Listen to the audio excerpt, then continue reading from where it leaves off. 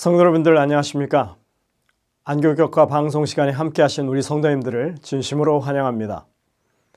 매일의 경건의 훈련으로 더욱 주님과 가까이 동행하시는 여러분들이 되시기를 간절히 바랍니다. 이제 함께 기도하시고 이 시간을 시작하도록 하겠습니다. 하늘에 계신 아버지 하나님, 저에게 은혜를 베푸셔서 하루의 삶을 허락하시고 주님과 동행하며 살 수 있는 특권을 주시니 감사드립니다. 이 시간 성령을 초청하오니 우리의 심령마다 함께 하시고 말씀을 펴고 당신의 뜻을 갈급하는 주의 백성들 위에 임하여 주시옵소서. 하나님의 말씀을 밝히 이해하고 따를 수 있도록 지혜와 믿음을 허락하여 주시옵기를 예수님의 이름으로 간절히 기도드립니다. 아멘. 오늘 교과의 제목은 세상에서 믿음을 보겠느냐입니다. 누가복음 18장 8절에 보시면 예수님께서 이 과부와 재판장의 비유를 말씀하신 후에 이런 말씀을 하십니다. 그러나 인자가 올 때 세상에서 믿음을 보겠느냐? 오늘날 그리스도의 제자인 우리들은 예수님께서 무엇을 보기를 원하시는지 알아야 합니다.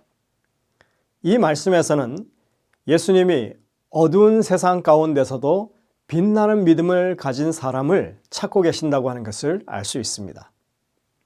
오늘 우리는 복음서 안에서 예수님께서 믿음이 크다고 한 사람들의 이야기를 살펴보려고 합니다.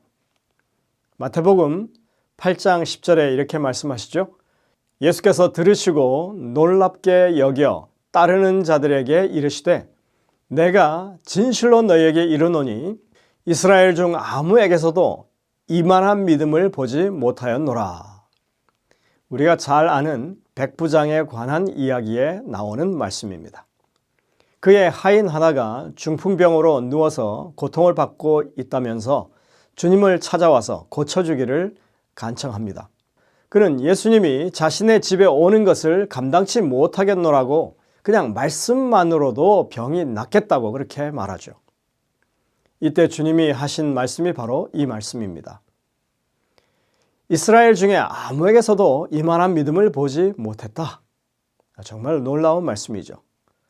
또 마태복음 9장 2절과 마가복음 2장 5절에는 친구들이 중풍병자 친구를 메고 와서 지붕을 뜯고 달아내려 고침을 받게 하는 그 이야기가 나오고 있습니다. 이때 주님은 이들에 대해서 이런 말씀을 하십니다. 마태복음 9장 2절입니다. 침상에 누운 중풍병자를 사람들이 데리고 오거늘 예수께서 그들의 믿음을 보시고 중풍병자에게 이르시되 적은 자야 안심하라 내 죄사함을 받았느니라. 또 마가복음 10장 46절부터 52절과 마태복음 20장 그리고 누가복음 18장에는 여리고에 있던 시각장애인 거지 바디메오를 고치신 이야기가 나오고 있습니다. 예수님이 온다는 소리가 들리자 그는 다윗의 아들이라고 예수님을 부르면서 자신을 불쌍히 여겨달라고 하면서 부르짖습니다. 그의 소원은 보는 것이었습니다. 그리고 그에 대해서 주님은 이렇게 말씀하십니다. 마가복음 10장 52절입니다. 예수께서 이르시되 가라 내 믿음이 너를 구원하였느니라 하시니 그가 곧 보게 되어 예수를 길에서 따르니라. 이 세 말씀들에 등장하는 사람들은 모두 다 예수님이 믿음이 있다고 그렇게 평가하신 사람들입니다. 사실 우리가 이번 주 내내 다루어 온 수로보니게 여인이 거기에 또 포함될 수 있습니다. 오늘 읽은 사람들은 가버나움 그리고 여리고 같은 도시에 있던 사람들이었습니다. 번화한 도시의 어두운 그림자 속에 빛나는 믿음을 가졌던 그런 사람들입니다.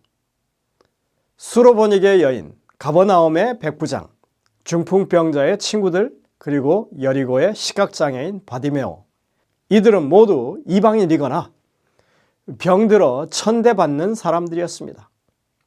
이스라엘 사람들에게 있어서 이방인, 세리, 환자들은 모두가 다 저주받은 대상이었지만 주님은 오히려 이들의 믿음을 지금 칭찬하고 계십니다.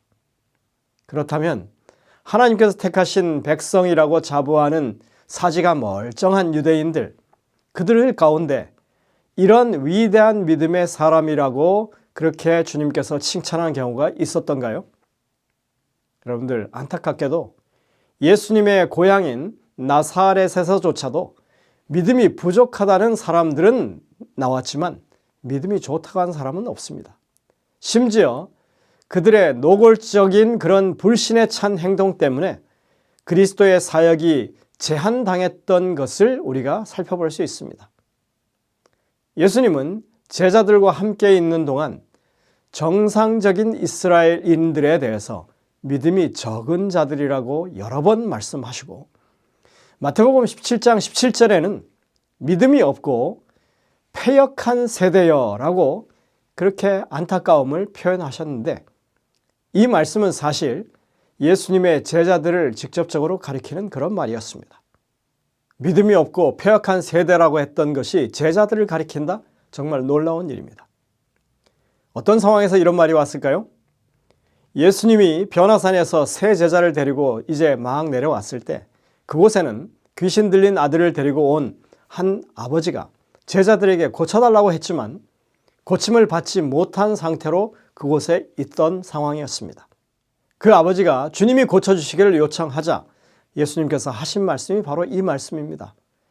믿음이 없고 패역한 세대.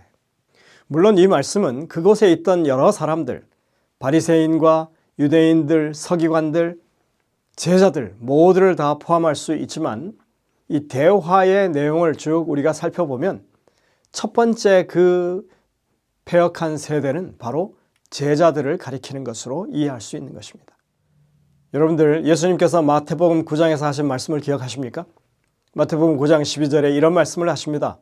예수께서 들으시고 이르시되 건강한 자에게는 의원이 쓸데없고 병든 자에게라야 쓸데있느니라. 여기서 이 건강한 사람들이라고 하는 것은 바리새인들, 서기관들, 랍비들, 관원들을 가리킵니다. 병든 자들이란 이방인이나 세리와 창기 혹은 환자 같은 유대에서 사회적으로 천대받는 사람들, 지탄받는 사람들을 가리키는 것입니다.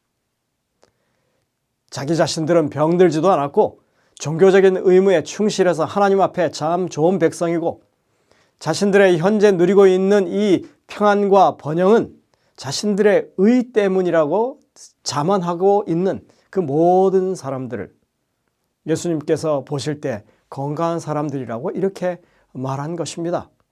그러나 여러분들, 이 말이 말 그대로 건강하다는 얘기가 아니죠. 정작 의원이 필요한 사람들은 누구일까요?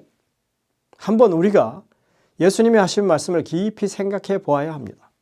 우선 오늘 본문 가운데 믿음의 칭찬을 받은 사람들이 어떤 믿음을 가지고 있었는지 한번 살펴보겠습니다.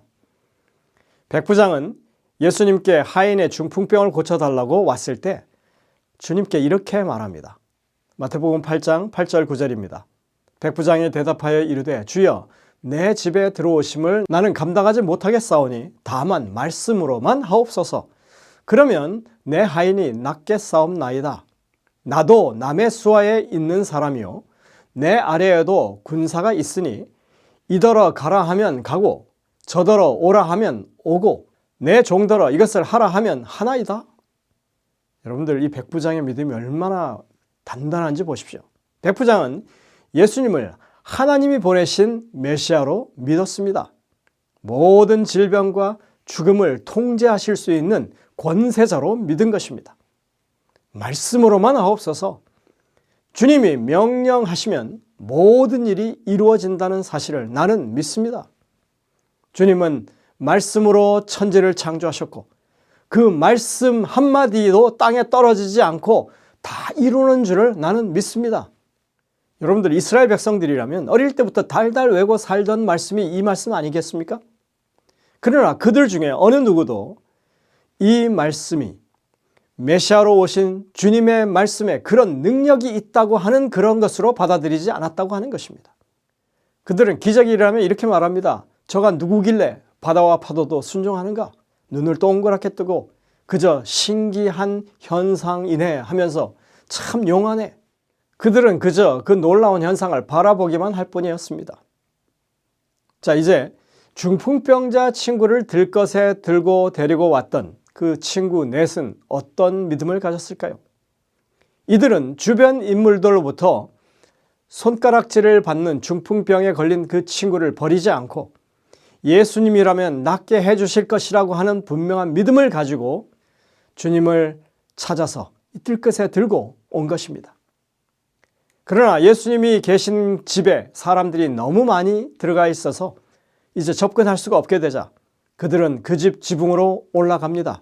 그리고 지붕을 뜯어내고 그 뚫린 구멍을 통해서 친구를 달아내리기까지 합니다. 여러분들, 남의 집 지붕을 뜯어내리면 그 피해를 어떻게 감당하라고요? 그렇지만 이들은 이 기회가 아니면 주님으로부터 고침을 받을 수 없다는 그런 일념하에 믿음을 행동으로 실천하는 그런 사람들이었다고 하는 것입니다. 여리고의 시각장애인 그 바디메오는 주님 만나기를 고대하다가 그가 오신다고 하자 외칩니다. 다윗의 자손이여, 주님을 메시아로 확신한 외침이었습니다. 근데 여러분들, 이 사람들이 보이고 있는 이 믿음은 주님을 늘 가까이 모시고 살아가는 제자들 가운데서도 찾아볼 수 없는 믿음이었습니다. 정말 뜻밖의 사람들의 믿음인 것입니다.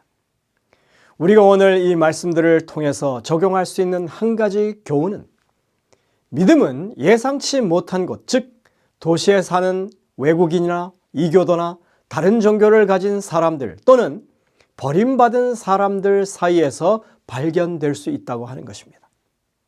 주님이 인정하시는 믿음의 소유자들, 우리가 마땅히 본받아야 할 믿음의 소유자가 교회 안이 아니라 교회 바깥에 누군가일 수 있다고 하는 것입니다. 우리는 겸손한 자세로 예수님께서 보이신 모본을 따라서 도시로 들어가서 진리를 제시하면서 예수님께 구원의 믿음으로 응답할 사람들을 찾아야 하는 것입니다. 우리는 하나님이 하시는 선교를 돕는 사람들이라고 하는 사실을 분명히 기억해야 합니다. 인간의 능력으로 선교하는 것이 아닙니다. 하나님께서 이미 이루고 계신 선교를 우리가 돕는 것입니다. 우리가 부르심에 순종해 나간다면 실제로 우리는 그런 사람들을 만나게 될 것입니다. 우리는 주님이 말씀하신 병든 자, 의원이 필요한 자가 바로 우리들 자신이라고 하는 사실을 마주할 필요가 있습니다. 그러니까 세상에서 믿음을 보겠느냐 하셨을 때 믿음 없는 자들이 우리가 될 수 있다고 하는 것입니다. 오늘 영감의 교훈은 이렇게 분명하게 말해주고 있습니다.